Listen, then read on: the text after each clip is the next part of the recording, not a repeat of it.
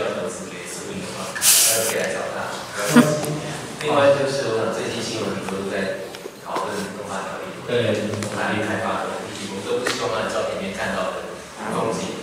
被一块块的水泥盖起来，一个一个的慢慢大饭店这样盖起来。所以我想在座很多朋友都是住台北的城市人，我们能够用我们的方式怎么样去想尽办法让财团破坏动画的速度慢一点。我们能够做什么事情，我们做的尽量。不要破坏了，就是用你们的联署啊，还有我们会马网络联署保护动物案，你回去搜写或者守护传统领域污染，帮我们去联署，这样联署，我觉得越多越就是让他100万人，他一定会吓到啊，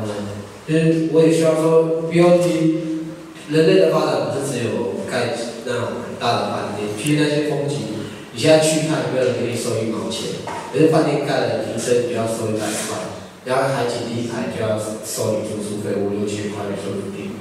你现在去啊，我去说嘛，我就办演唱会，大家都住民宿，所有部落人有钱赚，最好是你投资我，我来自己 BOT， 我盖100栋的茅草屋给你，每一栋都有 WiFi， 你可以打卡，而且又不会破坏自然，然后台风来吹掉就吹掉了嘛。我叫小朋友，传统技能来盖把房子再重新盖好，他又会做，你知道吗？其实这个东西就我觉得很生态很环保。我们不要大量的观光客，我们要有质感的，就是文化交流的一些内容。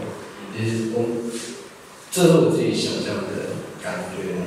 就是不要像以前那样去了，然后只是为了要什么，你要去那边玩滑水道，你不要去那里了，我们那边只有太平洋了，没有滑水道。你要去那边看海豚，不要啦！不要海豚，海豚挂在游泳池里面可以。我们坐船带你出去看海豚嘛？就我觉得那个不一样，感觉会不一样。几千几万年台湾才有这么漂亮的东西，只要1个月的时间，它就可以永远消失了。所以这样的事情我们尽量打一下，虽然不知道我们做多少，但尽量做。好，今天真的非常谢谢苏明，我们再次鼓掌，谢谢他。